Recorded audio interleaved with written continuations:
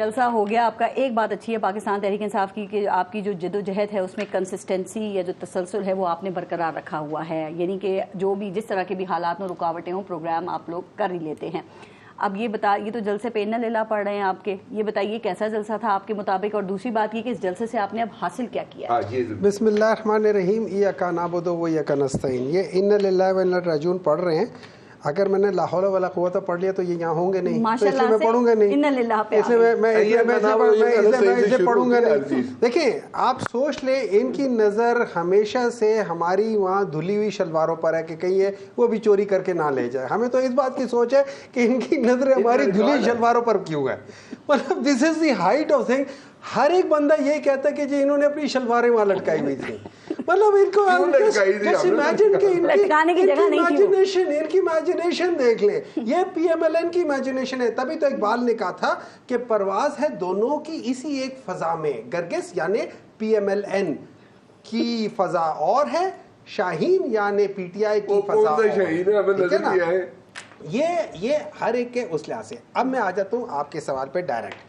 دیکھیں اس طرح ہے کہ اس جلسے سے کیا ہونا تھا. دیکھیں جلسہ کرتے لوگ کیوں ہیں؟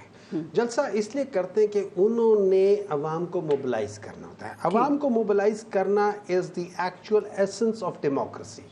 It is the essence of. دیکھیں آپ کو عوام سے آپ contact through television programmes نہیں کرتے, آپ عوام سے کانٹیکٹ کرتے ہیں جب آپ ان کے درمیان میں جاتے ہیں, اور مقبولیت ثابت کرنا ہوتی ہے. مقبولیت کی بات نہیں ہوتی, دونوں چیزیں ہوتی ہیں نا. اگر آپ مقبول ہوں گے تو لوگ آئیں گے. ایک ٹائم تھا یہی عمران خان تھا, یہی میں تھا, ہم لوگ جاتے تھے جلسہ کرنے کے لیے 3-4 ہزار بندے ہوتے تھے, اور سٹیج یہ 2 فٹ کا سٹیج ہوتا تھا. ہم آگے, میں بذات خود آگے کھڑا ہوتا تھا اور پیچھے, اور مجھے اس زمانے میں 2009-10 میں تو پتہ بھی نہیں ہوتا تھا کہ کون آ رہا ہے کون نہیں آ رہا, کوئی ہماری سیکیورٹی نہیں. لیکن ابھی بٹ صاحب نے بتایا عوام کو موبلائز کرنے کے چکر میں آپ کیا کر دیتے ہیں, گرین بیلٹ اسلام آباد کی جلا دیتے ہیں, کبھی پی ٹی وی اور پارلیمنٹ کے اوپر حملہ کر دیتے ہیں, آج 9 مئی کر دیتے ہیں. میں 2000 since I came back from England, میں 2000 سے اسلام آباد میں ہوں. اسلام آباد میں ہم نے ہزاروں جلسے دیکھے اور آپ نے سارے کور بھی کیے ہوں گے. جی میں نے آج تک اس طریقے کی جو بندش ہے میں نے نہیں دیکھی. میں آپ کو بتا دیتا ہوں کیوں. درمیان میں بہت ہوا ہے. ٹی ایل پی کا جو وہ آئے تھے جس دوران میں یہ جو فیض آباد کیس ہوا تھا, کیا کچھ ہوا تھا. آپ کا جو کھنہ پل ہے وہ کبھی نہیں بند ہوا, کیونکہ وہ جب فیضا بند ہوتا تھا کھنہ پل کو آلٹرنیٹیولی یوز کرتے تھے. آپ کا جو یہاں سے 9th ایونیو آگے جا کے وہ کبھی نہیں بند ہوتا تھا. آپ کا جو ادھر سے یہ پولیس لائن ہے وہ کبھی نہیں بند ہوتا تھا. آپ کا وہاں سے ترامڑی چوک کبھی نہیں بند ہوا تھا. سب کی مذمت ہم کرتے ہیں, لیکن بات یہ ہے کہ ایک واقعہ ہے جو پہلے کبھی نہیں ہوا تھا اور وہ 9 مئی ہے. ان کو آپ پہ یقین نہیں ہے, یہ کہتے ہیں آپ وائلنٹ ہو جائیں گے, آپ کو امن نہیں ہے. یہ بات ہے نا, ایک منٹ ہے, میں ایک بات بتا دیتا ہوں. میں جلسہ گاہ سے آ رہا ہوں. جلسہ گاہ کے اندر کم از کم 30,000 بندہ ہوگا کم از کم, اور اس کے ہاں میں اس لیے میں وہاں سے ہو کر آ رہا ہوں. وہاں پہ جتنے بھی گراؤنڈ ہے اس گراؤنڈ کے اندر اگر آپ جا کے وہاں پہ کھڈے ہیں, وہاں پہ کیچڑ ہے, وہاں پہ مطلب نالے ٹائپ بنے ہوئے ہیں, یہ مویشی منڈی ہے جس میں ہر جگہ, تو وہاں پہ فل گراؤنڈ تھا. ٹھیک ہے, اچھا اب اس کے باہر اس کے لیفٹ سائڈ پہ پیٹرول پمپ اور ساتھ وہ ایک روڈ تھی. اس روڈ کے اوپر آلموسٹ اتنے ہی لوگ تھے جتنے جلسے کے اندر تھے. اچھا اس کے دوسری طرف سڑک تھی, اس کو بھی اگر آپ دیکھ لیں اسی طرح بھری ہوئی تھی. ان لوگوں نے, میں گلبرگ گرین کی طرف میں وہاں سے گیا ہوں کہ بھائی ایئرپورٹ کی طرف سے ہوتے ہوئے جاؤں گا. ایئرپورٹ کا جو چوک تھا وہ پرانا ایئرپورٹ وہ بند. اس کے بعد میں کسی طریقے سے پہنچے پہ جلسہ گاہ تک سب بند, تو اچھا میں وہاں سے 4-5 جگہ کر کے, وہ اللہ خوش رکھے گوگل آنٹی کو, انہوں نے مجھے ایک اندر سے ایک جگہ بنا دی. وہ اتفاق کی بات تھی, وہ شاید ان کو اس جگہ کا پتہ. کون سا راستہ بتائیں, میں آپ کو کیوں بتاؤں, آپ خیر آپ کو بتانے سے فرق نہیں پڑتا, اس کے لیے عقل ضرورت ہے. لیکن مشکوک بیگ ملا, اس میں سے تباہی کے آلات, اور دھماکہ خیز مواد, اور پتہ نہیں کیا کیا. مومن صاحب آج گورنمنٹ نے ایک بڑی تباہی سے بچایا ہے سب کو. ہاں پتہ ہے مشکوک بیگ میں کیا ہوگا, لیکن خیر چھوڑ دیں اس بات کو.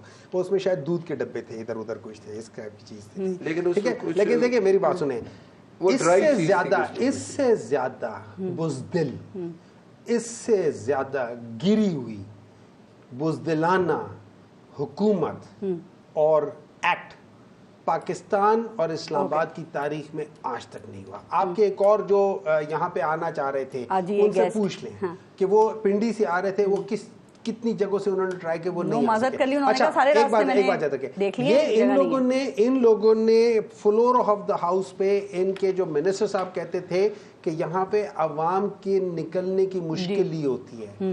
میں قسم کھا کے کہتا ہوں کہ آج ان کے کنٹینرز کی وجہ سے جتنی مشکلیں عوام کے پاس ہوئی ہے کسی اور کی نہیں ہے. سر لیکن آپ ایک کام کیجیے گا, نیکسٹ ٹائم آپ نے جلسہ کرنا ہو نا تو انتظامیہ کو آپ درخواست دیں تو اس میں یہ لکھ دیجیے گا ہم نے کنٹینرستان میں جلسہ کرنا ہے, وہ سمجھ جائیں گے آپ نے اسلام آباد میں جلسہ. مجھے ایک بات بتائیں, جو ہمارا لاسٹ 2022 میں یا 2023 میں جلسہ ہوا تھا, نہیں 2022 میں جلسہ ہوا تھا لاہور میں, ٹھیک ہے, اس کو آپ کو پتہ ہے تقریباً 250 سے 300 کنٹینر انہوں نے لگائے تھے, 250 سے 300 کنٹینر لگائے تھے اس کے ارد گرد. دیکھیں ان کو ایک چیز, پولیٹیکل پارٹیز کو ایک چیز سمجھ آنی چاہیے حکومت کو. آپ کا امپریشن بڑا خراب ہے, انہوں نے پورے شہروں کو ہی سیل کر دیا تھا. اس کا تعلق امپریشن سے نہیں ہے, اس کا تعلق خوف سے ہے. جن لوگوں کے اندر خوف ہوتا ہے نا وہ یہ حرکت کرتے ہیں, جن لوگوں کے اندر خوف نہیں ہوتا, جو میرٹ والے لوگ ہوتے ہیں نا وہ کبھی یہ کام نہیں کرتے. سر بعد میں جواب دیجیے ذرا, میں بریگیڈیئر حارث نواز صاحب سے دیکھ رہا ہوں کہ ان کو پتہ لگ گیا کہ ان کا انجام کیا ہے, لوگوں نے ان کو ریجیکٹ کر دیا. راولپنڈی کے کمشنر نے کیا کہا تھا, کدھر ہے وہ, کہاں گئے ویسے, وہ چھپ گئے کہیں پہ, بتائیں نا وہ نظر نہیں آ رہے نا. ذرا چیف جسٹس آف پاکستان سے پوچھیں نا کہ ان کو کمشنر یاد نہیں آتا, ان کو نہیں پتا کہ کمشنر کدھر گیا. اس نے ایک بیان دیا تھا, وہ کیا بیان دیا تھا, کس لحاظ سے ہوا, جو لوگوں کو جو اٹھایا جا رہا تھا, جو لوگوں کو غائب کیے جا رہا تھا, جو کینڈیڈیٹس تھے ان کے ساتھ ہو رہا تھا, وہ کیا تھا, وہ کون, مطلب کس لحاظ سے. دیکھیں میں بات بتاتا ہوں, ہمارا پرابلم یہ ہے کہ ہم لوگ آپس میں بھی, ہم لوگ اس چینل پہ بھی آ کے ہم لوگ سب جھوٹ بولتے ہیں. ہم لوگوں نے جھوٹ بول کے اس عوام کو جھوٹا بنا دیا ہے.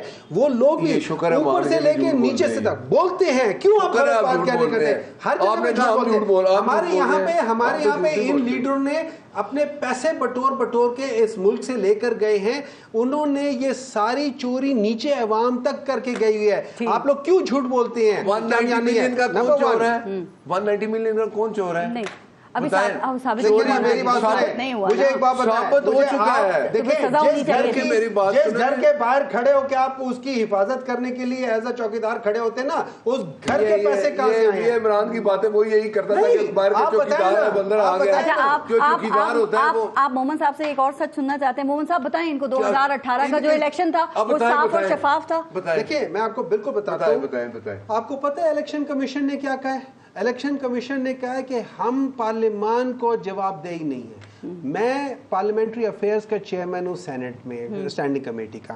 ہم نے انہیں کہا کہ آپ کو ہم نے 50 ارب روپے دیے تھے الیکشن کے لیے 2024 کے.